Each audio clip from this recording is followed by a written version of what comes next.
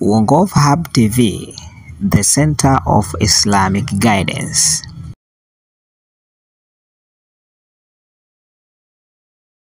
Assalamu alaikum warahmatullahi wabarakatuh. Mpendwa mtazamaji wa Uongofu Hub TV, the center of Islamic guidance. Ni kama ilivyo jina kwamba ni center ya uongozi wa Kiislamu.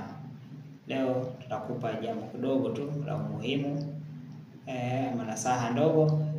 Nasaha hii ndogo lakini ni kubwa kwa kama utaifanyia kazi. Yeyote ambaye atashikamana na Qur'ani, basi Qur'ani itaweza kumuinua. Qur'ani ndio msingi wa maisha yote ya Muislamu. Mtume sallallahu alaihi wasallam maisha yake yalikuwa ni Qur'ani.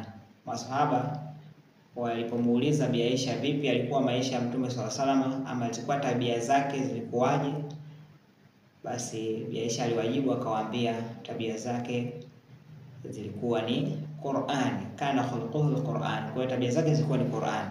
Ukitaka kujua maisha bora ya Mtume sallallahu alaihi wasallam, basi isome Qur'ani, ijue maana yake. Basi yale yaliyokuwa katika Qur'ani ndio ilikuwa tabia za Mtume, na wewe ndio unatakiwa kuishi na tabia kama hizo.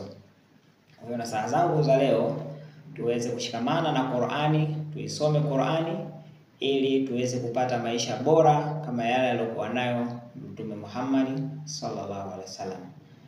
Maasalamu, Mwenyezi Mungu atufanyie wepesi kuweza kuyatekeleza haya.